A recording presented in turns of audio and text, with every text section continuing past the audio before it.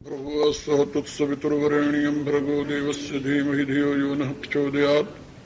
ॐ विश्वानदेव सवितुर्दुरितानि परासुव यद्भद्रं तन्नयासुव। ॐ कृष्णाय वासुदेवाय हरे परमात्मने प्रणतक्लेशनाशाय गोविन्दाय नमो नमः। ॐ वसुदेवस्त्वं देवं कंसचाणूरमर्दनं देवकी परमानन्दं कृष्णं वन्दे जगद्गुरुम्। ॐ नारायणं नमस्कृत्य नरं चैव नरोत्तमं देवीं सरस्वतीं व्यासं ततो जयमुदीरयेत्। ॐ प्रणम्य शिरसा देवं मारुतिं करुणाकरं करोमि व्याख्या भगवद्भावप्रकाशिनी। ॐ शान्तिः शान्तिः शान्तिर्भवतु। ॐ शान्तिः शान्तिः शान्तिः।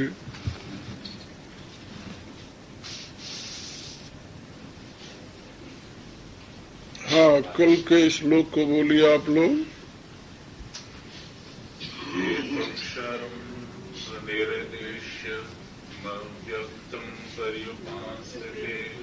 सर्वत्रगं अचिन्त्यं च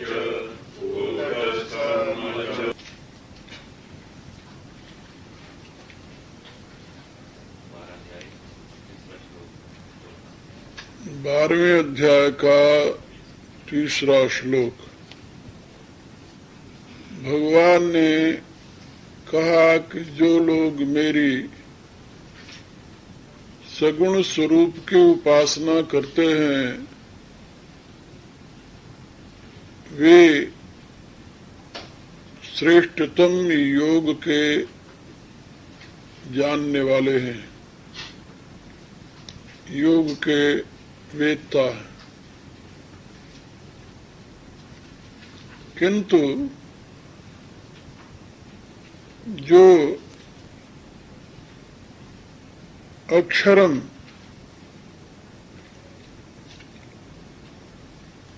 तू ये अक्षरम, किंतु जो अक्षरम माने न क्षरति इति अक्षर, जिसका कभी क्षरण नहीं होता उसको अक्षर कहते हैं। ये नए समास इसको कहते हैं व्याकरण में।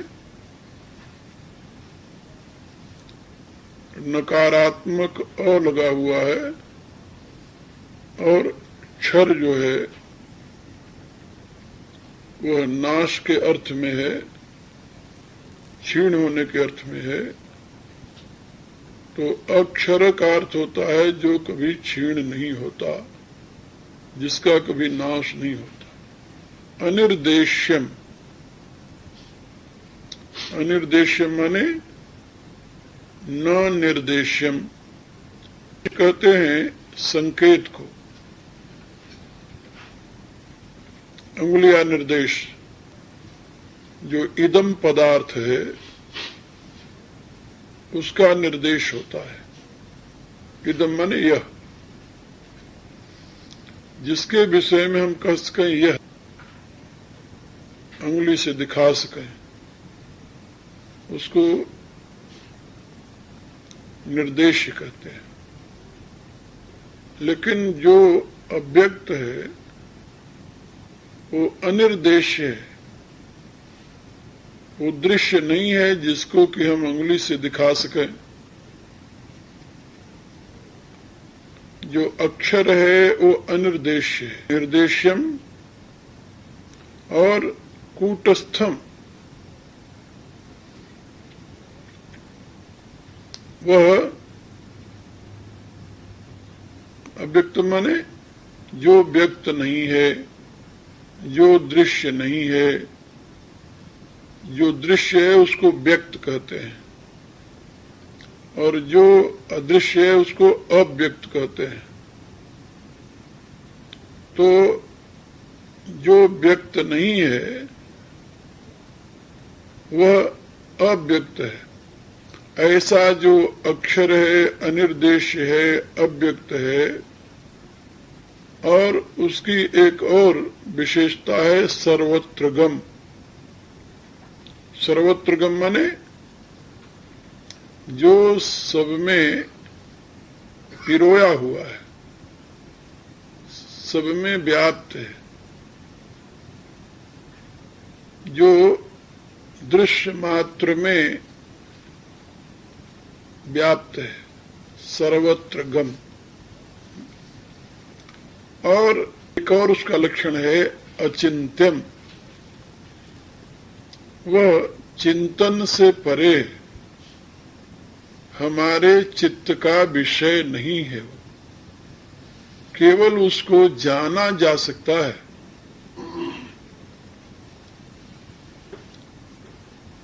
जाना जा सकता है ज्ञान से, लेकिन धारण नहीं किया जा सकता, वो चित्त का विषय नहीं है।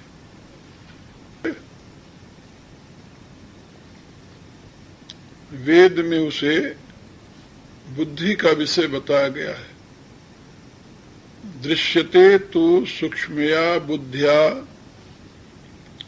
दृश्यते तु अग्रया बुद्ध्या सूक्ष्मया, ऐसा श्रुति का कथन है कि वह सूक्ष्मतम जो एकाग्र बुद्धि है, कुशाग्र बुद्धि है, वो देखा जाता है। अब एकाग्र और कुशाग्र बुद्धि किसे कहते हैं? कुश तो आप लोगों ने देखा होगा ना, कुशा का अग्रभाग, नोक जो कुशा का नोक है, कितना भाग के समान तीक्ष्ण जो बुद्धि है, उस बुद्धि से वह परमात्मा जाना जाता है।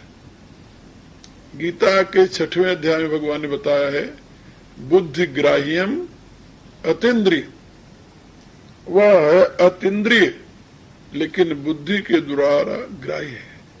बुद्धि ग्राह्यम अतीन्द्रिय, आत्मा अतीन्द्रिय है, यानी इंद्रियों से परे है, बुद्धि इंद्रिय नहीं है। ये बात याद रखना, बुद्धि जो है वो स्वयं में इंद्रिय नहीं। बुद्धि तो समस्त इंद्रियों की मां है, मां नहीं दादी, ऐसे समझ। बुद्धि से अहम उत्पन्न होता है और अहम से इंद्रियां उत्पन्न होती है। बुद्धि से अहम उत्पन्न होता है और अहम से सारी इंद्रियां उत्पन्न होती हैं। 5 ज्ञान इंद्रियां, 5 कर्म इंद्रियां, मन। इंद्रियां कितनी है? इंद्रियाणी दशैकम च, 11। गीता के 13वें अध्याय में भगवान ने समझाया इंद्रियाणी दशैकम च, 10 एकम च, 10 एकम माने 11। तो सारी इंद्रियां 11 है। इन 11 इंद्रियों से परे है जो तुम्हारी आत्मा है, परमात्मा है, 11 इंद्रियों से परे। इसलिए वो इंद्रियों से तो परे है, इंद्रियों में मन भी आता है, इसलिए मन से भी परे है। यतो वाचो निवर्तन्ते अप्राप्य मनसा सह,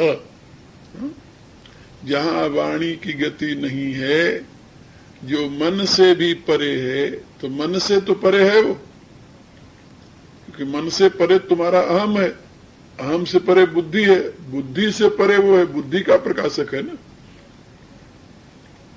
मन का स्थान कहाँ है? अभी बता रहा था ना, तालु प्रदेश में। और अहम का स्थान अज्ञा चक्र, और बुद्धि का स्थान यहां ब्रह्मचक्र। ये ब्रह्मचक्र में सीधा परमात्मा का प्रकाश पड़ रहा है, तो परमात्मा तो ब्रह्मचक्र से संबंधित है, बुद्धि से संबंधित। इसलिए बुद्धि के द्वारा तो देखा जाता है, जाना जाता है।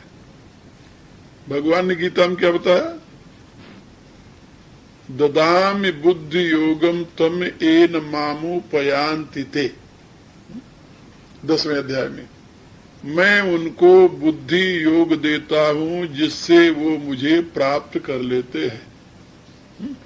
इसका अभिप्राय कि भगवान बुद्धि के बिल्कुल नजदीक है। जहां से तुम्हारी बुद्धि प्रारंभ होती है, बिल्कुल वही भगवान है, बिल्कुल उस बुद्धि का प्रकाश है। बुद्धि में जो बोधत्व है वो परमात्मा का प्रकाश है, समझ लो। इसलिए सबसे नजदीक परमात्मा के यदि कोई है, कौन है? बुद्धि, तुम्हारी बुद्धि। इसलिए बुद्धि को पत्नी कहा गया है। आत्मा पति है, बुद्धि पत्नी है। आत्मा का एक नाम है वेद में यजमान। तो जहां पर आत्मा यजमान है वहां पर बिना पत्नी के तो कोई यज्ञ होता नहीं। ये तो आप लोग सुने होंगे ना, बिना पत्नी के कोई यज्ञ नहीं हो सकता। ये शास्त्र का सिद्धांत है। कोई पुरुष चाहे कि मैं यज्ञ कर लूं, कभी नहीं कर सकता। इसीलिए आप लोगों ने पढ़ा होगा, सुना होगा, भगवान राम जब सीता वन में चली गई थी तो सोने की सीता बना करके प्रतिमा अपने बगल में बैठा करके तब यज्ञ किया, क्योंकि अकेले कर नहीं सकते थे। तो ऋषियों ने केवल एक रास्ता ढूंढा। राम ने प्रतिज्ञा की थी कि मैं दूसरा विवाह नहीं करूंगा और बिना पत्नी के यज्ञ हो नहीं सकता, और सीता को वनवास दे दिया था। तो जब यज्ञ काम उनका बंद हो गया, यज्ञ कर ही नहीं सकते थे, और बिना यज्ञ किए धर्म की प्रतिष्ठा कैसे होगी? अब राम के सामने प्रश्न था कि या तो तुम विवाह करो दूसरा, या सीता को ले आओ। राम ने कहा हम तो दोनों काम नहीं कर सकते। हमने सीता से वादा किया है कि दूसरा विवाह नहीं करूंगा, इसलिए वो तो मैं कर नहीं सकता। और मैंने अपनी प्रजा से ये प्रतिज्ञा की है कि तुम्हारे लिए मैं सीता का त्याग कर सकता हूं।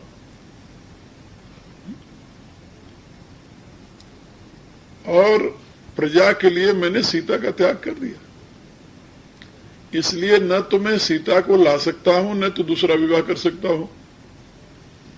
सीता को वचन दिया है इसलिए दूसरा विवाह नहीं कर सकता, और प्रजा को वचन दिया है इसलिए मैं सीता को ला नहीं सकता। यज्ञ चाहे आप कहो तो हम करें, न करें न करें, लेकिन बिना यज्ञ किए तो आर्यत्व की प्रतिष्ठा नहीं होती।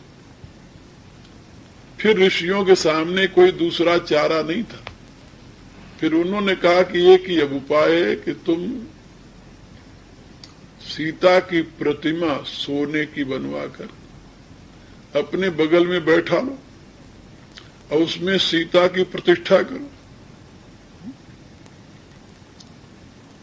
और यज्ञ करो। तो राम ने वही किया। इसीलिए जब राम के यज्ञ में लवकुश आए वाल्मीकि रामायण का गान करते हुए, तो उन्होंने प्रश्न किया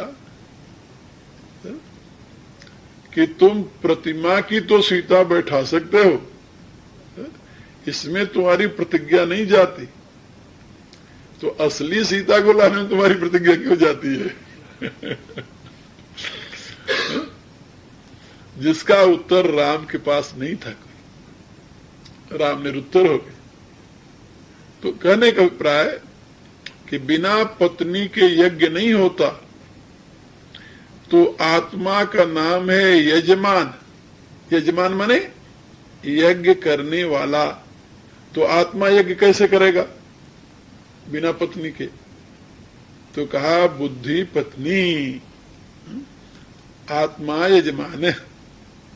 तो वेद कहता है कि आत्मा रूपी यजमान की पत्नी बुद्धि है। कहने का अभिप्राय कि बुद्धि के बिना आत्मा कुछ नहीं कर सकता। बुद्धि के बिना आत्मा व्यर्थ है, कुछ कर ही नहीं सकता। वो यजमान ही नहीं बन सकता। इसलिए उसमें जो कुछ क्रिया है वह बुद्धि के नाते है। और बुद्धि सबसे निकट परमात्मा के, किसी एक की बुद्धि नहीं, सबकी बुद्धि। कहा जब सबकी बुद्धि परमात्मा के इतना निकट है तो आदमी बहक क्यों जाता है? कहा आप लोग तो जानते हो पुरुषों की अपेक्षा माताओं का अपनी संतानों से ज्यादा प्रेम होता है, और बहुत कम स्त्रियां ऐसी हैं जो पति के लिए संतान का त्याग करती हो। संतान के लिए पति का त्याग कर देना उनके लिए सरल बात होता है।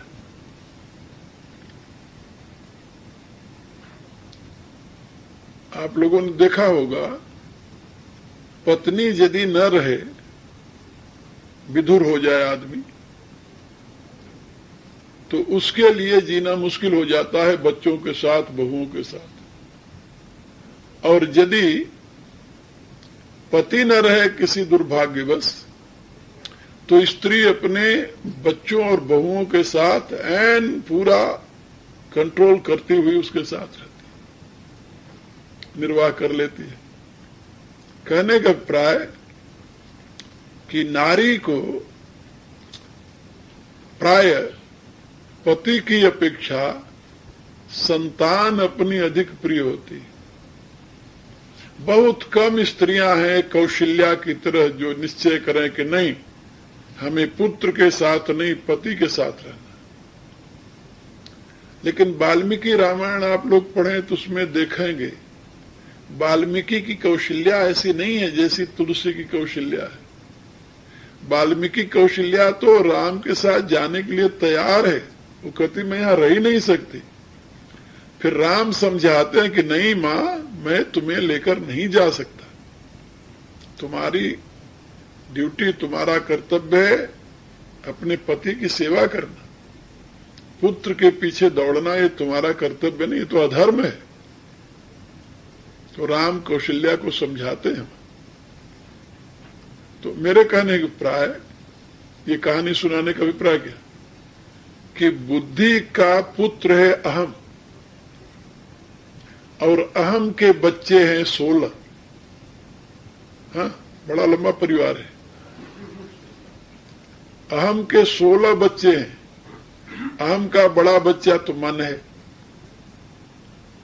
और उससे छोटे 5 ज्ञानेंद्रियां हैं, और 5 कर्मेंद्रियां हैं, और 5 विषय हैं जिसको शब्द स्पर्श रूप रसगंध कहते हैं।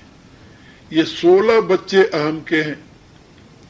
और आप लोग जानते हो आजकल भी कहावत है कि मूर से ब्याज ज्यादा प्यारा होता है। तो ये अहम के ये तो 16 तो बच्चे हो गए, और आगे उसके 5 पोते हैं, पृथ्वी जल अग्नि वायु आकाश, जिसको पंच महाभूत कहते हैं।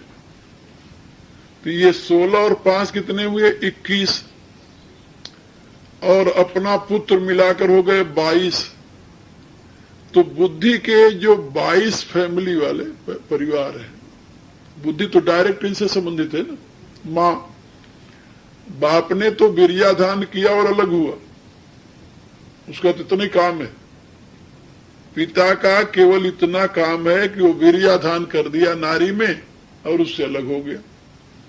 लेकिन ये सारी उत्पत्ति का मूल तो नारी होती है, इसलिए नारी का लगाव अपनी इन संतानों में ज्यादा हो जाता है। तो जब बुद्धि अपने इन संतानों में रम जाती है तो वो अपने पति की उपेक्षा कर देती है। पति कौन? आत्मा। अब जैसे केवल कलयुगी आदमी ही नहीं अपनी स्त्री के पीछे पीछे दौड़ता है बेचारा,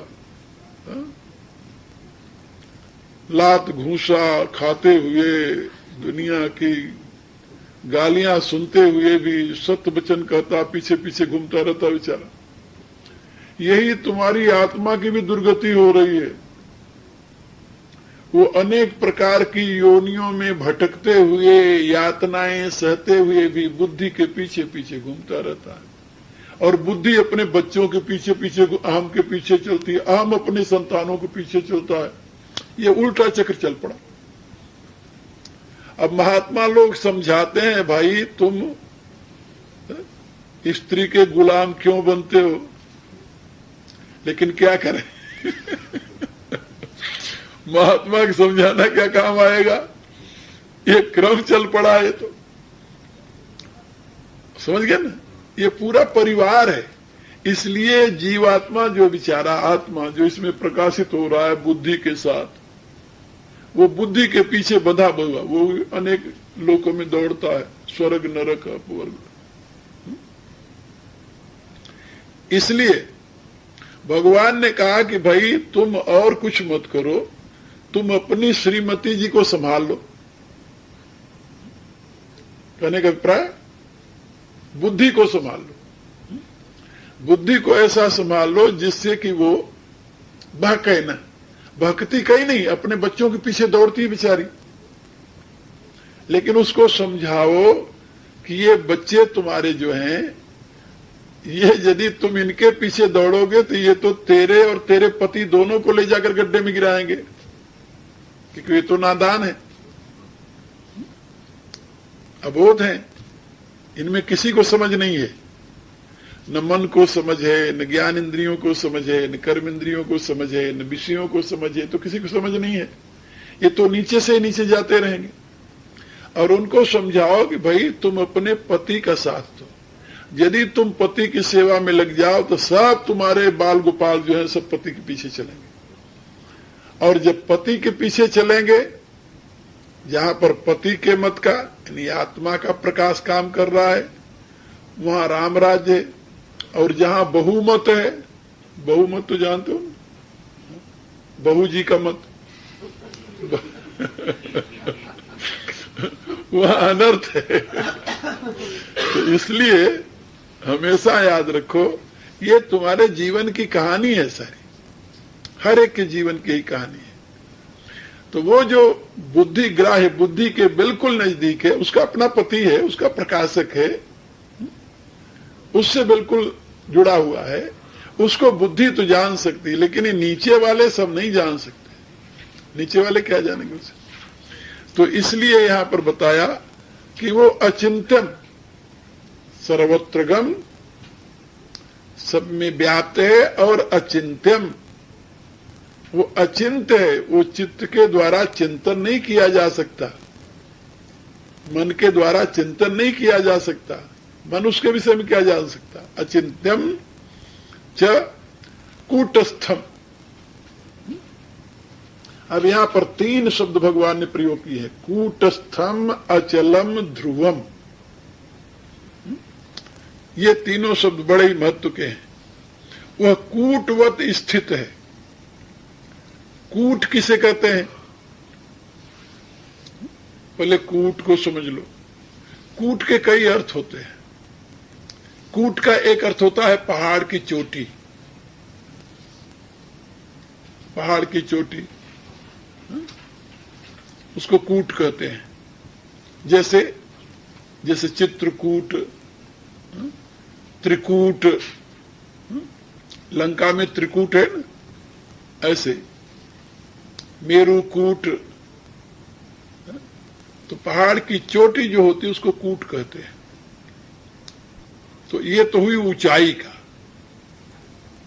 वो कूटवत स्थित माने सबसे ऊपर स्थित है, सबसे ऊंचे, उससे ऊंचे और कुछ नहीं, कूटवत।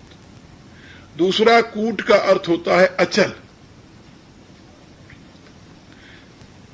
लोहार को देखा हुआ ना, लोहार एक आयरन होता है, आयरन अंग्रेजी में कहते हैं उसे, लोहे का एक बना हुआ नीचे, उसी के ऊपर सारा लोहा गर्म करके कूटता रहता है। तो वो लोहे तो टेढ़े मेढ़े होते रहते हैं, लेकिन वो जो है आयरन, वो ज्यों के त्यों बना रहता है, उसका नाम है कूट। तो कूटस्थ माने कूटवत स्थित। जैसे कूट वो आयरन है ना, वो नहीं टेढ़ा मेढ़ा होता, हो तो वैसे बना रहता, उसी के ऊपर रखकर सारे पीटे जाते हैं। इसी रूप से वो आत्मा जो है वो कूटवत स्थित है, कूट के समान, उस आयरन के समान। सारे कर्म, धर्म, ज्ञान, उपासना, दुनिया के सारे सब उसी पर कूटे जा रहे हैं, लेकिन उसको कोई अंतर नहीं पड़ता, वो जैसा वैसे है। तो कूटवत स्थित है, इसलिए उसको कूटस्थ कहते हैं,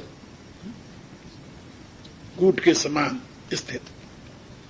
तो कूट के समान स्थित है तो उसका हुआ स्ट्रांगनेस और हाईनेस, ये तो हुआ कूटस्थ। अचलम माने, अचल माने वो गति नहीं है, उसमें मूवमेंट नहीं है, प्रशांत है, वो प्रशांत है। क्यों गति तब हो जबकि वो एक देशी हो, एक देश में रहे ना, तो यहां से गति करेगा, यहां जाएगा। लेकिन जो सर्वत्रगम है, जो सब में व्याप्त है, आकाश की तरह, आकाश की तरह यदि वो सर्वत्र व्याप्त है तो कहां जाएगा वो? उसमें गति कैसे हो सकती है? जैसे आकाश में गति नहीं है, ऐसे उस आत्मा में गति नहीं है। सर्वत्र एक समान व्याप्त होने के नाते वो अचलम है, चलता नहीं, गति नहीं उसमें। और ध्रुवम माने, ध्रुवम माने होता है, ध्रुवम के दो अर्थ होते हैं। ध्रुव माने सत्य, मैं ये ध्रुव कहता हूं माने सत्य कहता हूं, तो ध्रुवम माने सत्यम भी होता है, और ध्रुवम माने नित्यम भी होता है। वह नित्य है, सत्य है, अचल है और कूटवत स्थित है। तो ध्रुवम माने सत्यम, ध्रुव है, सत्य है, अटल है, अपने जगह से टलता नहीं। तो ध्रुव वाक्य कहते हैं, ध्रुव वाक्य माने सत्य वाक्य, अपने यानी वाक्य से न हिलना डुलना, ऐसे। तो सत्यम, ध्रुवम माने सत्यम। अब सत्यम जो शब्द है ना, इसमें सत्यम, सत्यम जो शब्द है इसमें सत्तात्मक स्थिति है, यानी जहां कहीं सत्ता दिखाई दे रही है वो सब उसी की सत्ता है, उससे अलग और किसी की सत्ता नहीं है। सत्ता माने एग्जिस्टेंस, तो उसकी एग्जिस्टेंस है। तो यहां पर बताया कि वो परमात्मा जो है वह, उसके कितने गुण बता दिए यहां तक? अक्षरम, अनिर्देश्यम, अव्यक्तम, सर्वत्रगम, अचिंत्यम, कूटस्थम, अचलम, ध्रुवम। कितने लक्षण हो गए? अब इस प्रकार से इन लक्षणों से युक्त जो उस परमात्मा को परिउपास्ते, परिउपास्ते माने सर्वभाव से उससे युक्त होकर के उसकी उपासना करते हैं, ये परिउपास्ते का अर्थ। ऐसा जो परमात्मा है जिसमें ये सारे गुण हैं, अक्षरम, अनिर्देश्यम, अव्यक्तम, सर्वत्रगम, अचिंत्यम, कूटस्थम, अचलम, ध्रुवम, 8 लक्षणों से युक्त जो परमात्मा है, उस परमात्मा को जो परिउपासते हैं, परिउपासता माने परितः अभितः चारों तरफ से उपासते हैं, सर्वभाव से उपासते हैं, जो कार्य कारण संबंध को जानते हैं। ये कौन योगी है? जो कार्य कारण संबंध को जानता है, इसको सांख्य योगी कहते हैं। ये सांख्य योग का अनुयायी है, ज्ञान योग का। सम्यक ख्यानम सांख्यम, जिसको पूर्ण ज्ञान है, सम्यक ख्याति है, और जो सांख्य योग का अनुयायी सर्वभाव से ऐसे आत्मा की उपासना करता है। अब उपासना करने की विधि क्या है भाई? ऐसा जो है, उपासना माने तो होता है उपसमीपे आसना माने बैठना या उसकी सेवा करना। तो ऐसे के समीप कौन जाएगा, कौन बैठेगा, कौन उसकी सेवा करेगा, कैसे करेगा? इन 8 लक्षणों से युक्त जो परमात्मा है उसकी उपासना, उपासना माने समझ गए ना? उप माने समीप, आसन माने बैठना। जैसे आप अपने यानी श्रेष्ठ के चरणों में बैठकर उनकी सेवा करते हो, ऐसे। तो इसके निकट कौन जाएगा और कैसे जाएगा? कहा जाता है। कहा कैसे जाता है? उसकी विधि कोई है, भगवान ने कहा। अब विधि 4थे श्लोक में बता रहे हैं। 4था श्लोक पढ़ो तो आप लोग।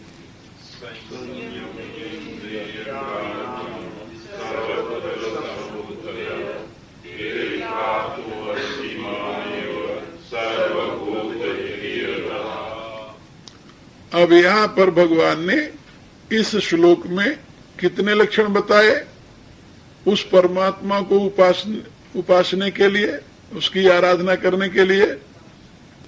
सबसे पहली बात क्या बताई? संयमेन्द्रिय ग्रामम। नियम्य, इंद्रिय ग्रामम नियम्य। अब बाप तक पहुंचने के लिए तो नीचे से ही घसीटना पड़ेगा ना। अब ये करेगा कौन? ये बुद्धि करेगी। सबसे पहले तो इंद्रिय ग्रामम, इंद्रिय ग्रामम माने इंद्रियों का समूह, ग्राम माने समूह। ये जो गांव शब्द है ना, गांव, ये गांव समूह के लिए आता है। ग्राम माने समूह, जहां बहुत से घर इकट्ठा रहते हैं उसको गांव कहते हैं। तो ग्राम माने समूह। ऐसे यहां पर इंद्रियों का समूह है, एक इंद्री नहीं है। ये 11 इंद्रियां, एक नहीं 11 है। तो 11 क्या कहते हैं? इंद्रिय ग्रामम, इंद्रियों के समूह को क्या करे? नियम में नहीं, संनियम में। नियम में से काम नहीं चलेगा। नियम में माने इनको नियंत्रण में रखना। संतान यदि इधर उधर करे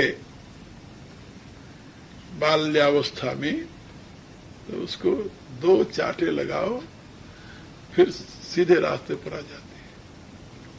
यदि तुम उसको पलोसते रहोगे तो पतित हो जाएगी। लालेत 5 वर्षाणी 10 वर्षाणी ताड़ेत, ये भारतीय नीति शास्त्र का सिद्धांत है कि बच्चे को मनमानी मत छोड़ो, क्योंकि वो तो अबोध है, उसका क्या कसूर है? माता शत्रु पिता वैरी एना बालो न पाठित है। जो बालक को डांट करके, कंट्रोल करके, अनुशासित करके विद्या अध्ययन में नहीं लगाते, वो माता शत्रु है और पिता बैरी है। माता शत्रु पिता बैरी। शत्रु क्यों है? वो पहले पुलोसती है ना, उसके सारे अवगुणों को अपने आंचल में छुपाती रहती है। पति से भी नहीं बताती कि बच्चे में दोष आ रहा है। ममता, बस ममता के नाते वो अपने आंचल में छिपाती रहती है सारे दोषों को, और बाद में फिर दोनों पति पत्नी बैठकर रोते हैं कि बच्चा कैसा हो गया। अभी क्या करें? कसूर किसका है? एक कहानी मैंने सुनी थी कि ये सत्य कहानी है, लेकिन मैंने सुनी थी इसलिए कहानी है। एक बाहर एक चोर पकड़ा गया और चोरी में उसने किसी की हत्या भी कर दी थी और इसके बदले में उसे फांसी की सजा मिली हत्या करने के नाते। चोरी किया होता केवल तो सजा हो जाती, लेकिन चोरी में जब पकड़ा जाने लगा तो मार दिया, उसके बदले में उसे यानी सजा हो गई, तो मृत्यु की सजा मिली। तो जब जिसको मृत्यु की सजा देते हैं उससे पूछते हैं कि आखिरी ख्वाहिश तुम्हारी क्या है? तो उस जवान से भी पूछा कि भाई आखिरी ख्वाहिश तुम्हारी क्या है? उसने कहा आखिरी ख्वाहिश है केवल मैं अपनी मां को एक बार देखना चाहता हूं। कहा ठीक है, मां को ले आए। जब मां सामने आई तो उसके पास तो और कुछ था नहीं, दौड़ करके मां का गला पकड़ा और मुंह से उसकी नाक नोच ली।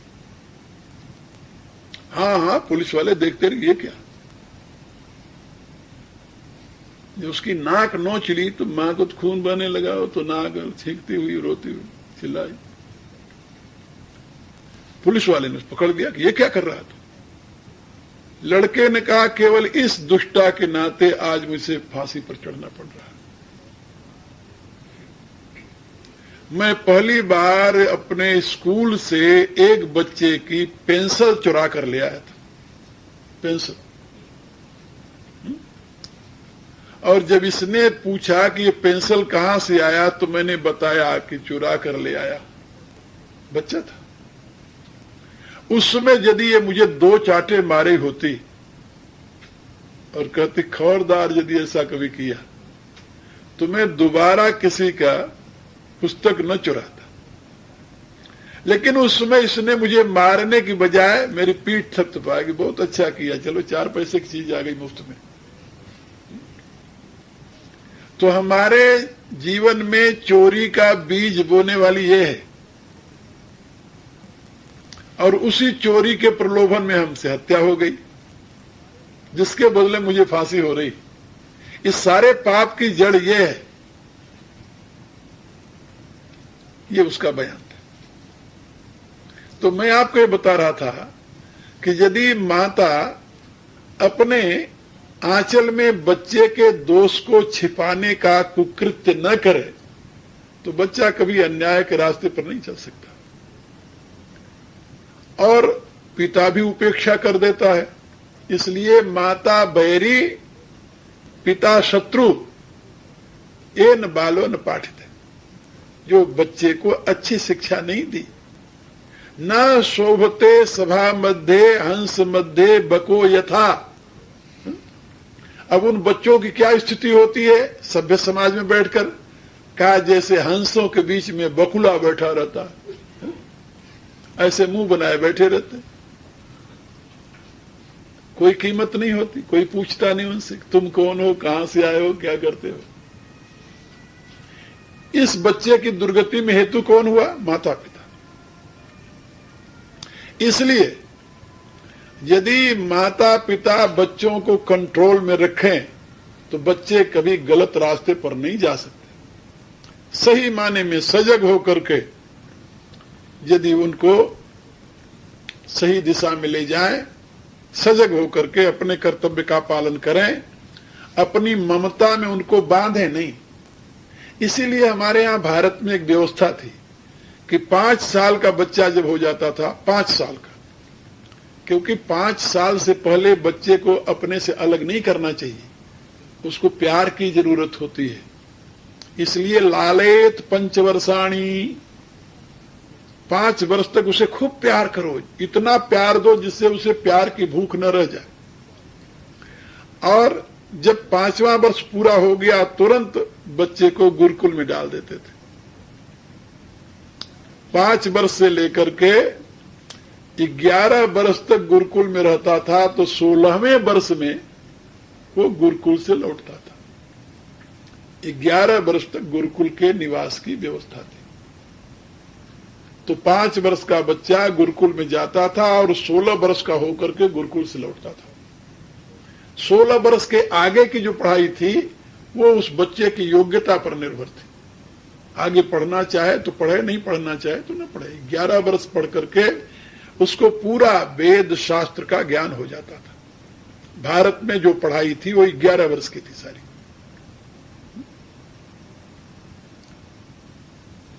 हमारे एक शिष्य हैं, उधमपुर में रहते हैं, तो उन्होंने बताया कि गुरुजी मैं 15 साल की अवस्था में शास्त्री पास कर लिया था। 15 साल की अवस्था में। उनके पिता अच्छे विद्वान पंडित थे। उन्होंने 5 साल की अवस्था से उन्होंने पढ़ाई शुरू की और 15 साल की अवस्था में उन्होंने अपनी पढ़ाई पूरी कर ली। शास्त्री का अभिप्राय होता है पूर्ण रूप से शास्त्र का ज्ञाता। छोटी सी डिग्री नहीं होती शास्त्री, अब तो छोटी डिग्री हो गई भारत में। आचार्य तो कोई कोई करता था, अधिकांश शास्त्री विद्वान होते थे। आचार्य माने स्पेशलिस्ट, एक विषय का स्पेशलिस्ट हो जाता था। कोई 2 विषय के स्पेशलिस्ट होते थे, कुछ कई विषय के स्पेशलिस्ट हो जाते थे। तो ये जो ज्ञान की प्रक्रिया थी 11 वर्ष तक, वो 11 वर्ष तक जो आयु है ना, 5 से 15 16 तक, इसी आयु में बच्चे बिगड़ते हैं, इसी में बनते हैं, इसको टीन एज कहते हैं। यहाँ इसी में उनका पतन होता है, इसी में उनका उत्थान होता है। जो बनने वाले हैं इसी में बन जाते हैं और जो बिगड़ने वाले हैं इसी में नष्ट हो जाते हैं। अब ये जो बच्चे की आयु यदि गुरुकुल में चली गई तो क्या हुआ, वहां मां की ममता नहीं है और पिता का दुलार नहीं है।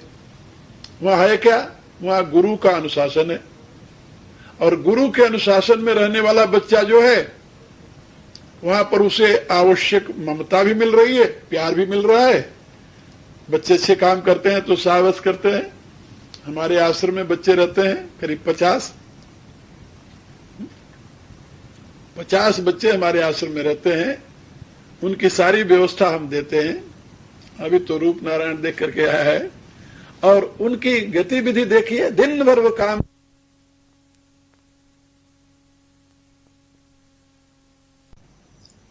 और उनके संस्कार धीरे धीरे ऐसे बनते हैं कि वो कोई गलत काम में नहीं लग सकते।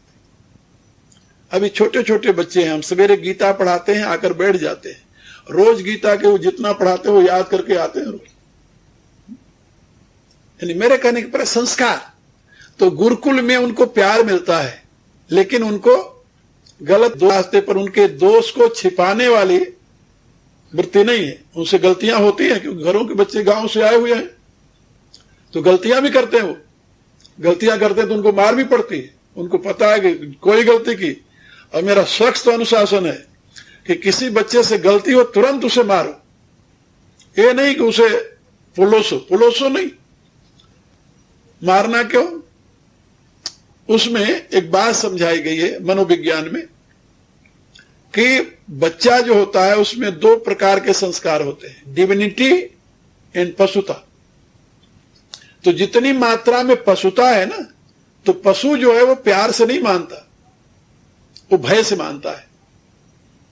मार और कुछ नहीं है, मार भय है।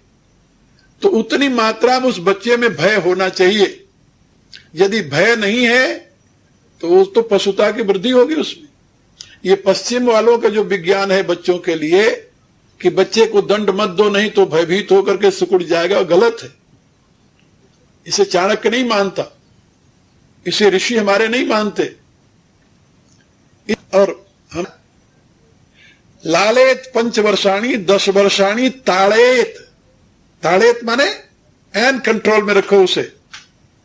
और जब 16 वर्ष का बच्चा हो जाए तो प्राप्यते 16 वर्षे पुत्र मित्र सम आचरेत। जब बच्चा 16 वर्ष का हुआ अब उसको समझ लो कि अब तुम्हारा ये पुत्र नहीं, तुम्हारा मित्र है।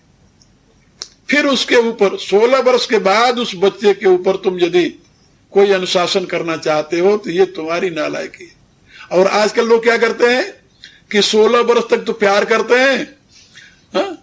और जो करता रहता उसको करने देते हैं, और बाद में जब 16 के ऊपर हो जाता तब सोचते हैं कि अब इस पर हम डंडा लगावें। भाई 16 वर्ष में तो उसका अहम पुष्ट हो जाता है फिर उसको अपने मान अपमान का पता लगता है, और जब तुम उसका तिरस्कार करते हो तो अपने अपमान से तिलमिला जाता है, वो संकोच बस भले न बोले, तिलमिला जाता है, और फिर वो निश्चय करता है कि इनके साथ नहीं रहना, क्योंकि अपमान अनुभव करता है। और 8-10 वर्ष का, 12 वर्ष का, 13 वर्ष का बच्चा जो है उसमें अपने इतना अहम नहीं होता, उसका अहम पुष्ट नहीं होता, इसलिए उसको अपने मान अपमान की चिंता भी नहीं होती। उसको झिड़क दो तो नाराज हो जाएगा, फिर प्यार कर लो तो फिर आ जाएगा, क्योंकि उसका अहम पुष्ट नहीं होता ना। ये भारतीय ऋषियों ने मनोविज्ञान का विश्लेषण करके इस प्रकार की व्यवस्था दी है। ये नहीं कि बच्चे को मारते रहो हमेशा, नहीं, जब गलती करे तो, जब उसमें देखो कि ये दोष आ रहा है, तो दोष तो अपने बच्चे का भगवान भी नहीं बर्दाश्त करता। रामायण में यही है ना, जिम शिशु तन व्रण होई गोसाई, मातु चिराव कठिन की नाई, यद्यपि प्रथम दुख पावई, रोई बाल अधीर, व्याधि नाश हित जननी, गरत न सो सुचपी। तिमि रघुपति निज दास कर, हरई मान हित लाग, तुलसीदास ऐसे प्रभु कस न भजिए ब्रह्म त्याग। तो मेरे कहने के प्राय कि बच्चों को कंट्रोल में करना, ये इंद्रियां जो हैं ये बुद्धि की बच्चे हैं, जैसे मैंने बताया। अब इनको कंट्रोल में करना किसका काम है? मां का, बुद्धि का। बुद्धि ही इंद्रियों को कंट्रोल में कर सकती। 7वें अध्याय में भगवान बताया। और तीसरे अध्याय, एवं बुद्धे पराबुद्ध्वा संस्तभ्यात्मनि आत्मना जय शत्रु महाबाहो काम रूपम दुरा। तीसरे अध्याय में पढ़ा ना, उसी बात को यहां भगवान कह रहे हैं। संयम्येन्द्रिय ग्राम, सबसे पहली शर्त है समस्त इंद्रिय समूह को संयम्य, सम्यक प्रकारेण नियम्य। कई ढील छोड़ने के लिए गुंजाइश नहीं है, उन पर दया मत करो। संयम्य, नियम्य माने होता है अनुशासन में रखना, संयम्य माने होता है सम्यक प्रकारेण नियम्य, पूर्ण रूप से उनका नियमन करना। संयम्य इंद्रिय ग्रामम, और उससे क्या होगा? फिर सर्वत्र संबुद्धय का, फिर इनका संयम में कैसे होगा जानते हो? इंद्रिय ग्राम का नियमन कैसे होगा? का सर्वत्र संबुद्धय, समत्व बुद्धि के द्वारा। यदि समत्व बुद्धि नहीं आई तो परमात्मा की उपासना नहीं कर सकते। और समत्व बुद्धि होगी इंद्रियों के ग्राम को सम्यक प्रकार से नियंत्रित करने पर। एक इंद्री यदि इधर रही तो उस इंद्री की पूर्ति में जो सहायक है उसको तुम ज्यादा प्यार करोगे, और जो उस इंद्री की पूर्ति में सहायक नहीं है उसकी तुम उपेक्षा करोगे। इसलिए तुम्हारी सर्वत्र संबुद्धि नहीं होगा। पहले संयम्येन्द्रिय ग्राम, तब सर्वत्र संबुद्धय, तो तुम्हारी बुद्धि सर्वत्र समभाव से काम करने लगेगी। फिर कोई बच्चा ज्यादा प्यारा कोई कम प्यारा नहीं होगा, सर्वत्र संबुद्धय। और फिर क्या करे? सर्वभूत हिते रता,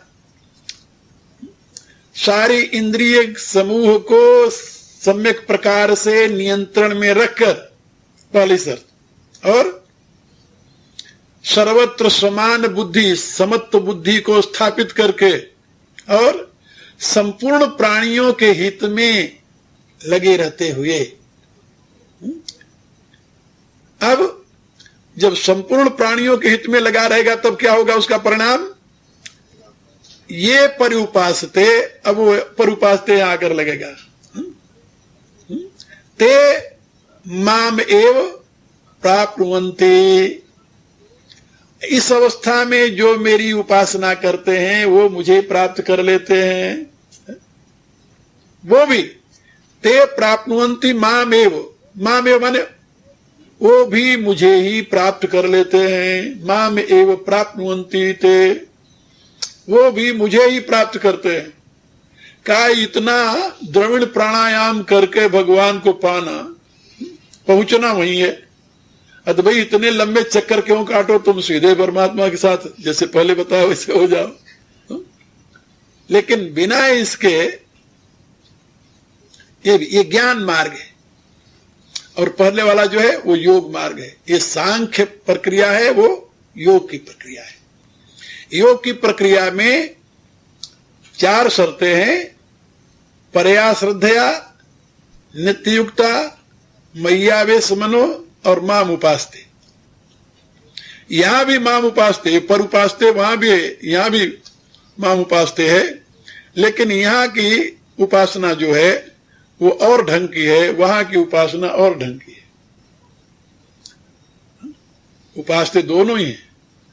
अब इसमें अंतर क्या है ये कल बताएंगे। ओम भूर्भुवः स्वः तत्सवितुर्वरेण्यं भर्गो देवस्य धीमहि धियो यो नः प्रचोदयात्। सर्वे भवन्तु सुखिनः सर्वे सन्तु निरामयाः सर्वे भद्राणि पश्यन्तु मा कश्चित् दुःखभाग् भवेत्। ओम पूर्णमदः पूर्णमिदं पूर्णात् पूर्णमुदच्यते पूर्णस्य पूर्णमादाय पूर्णमेवावशिष्यते। ओम शांति शांति।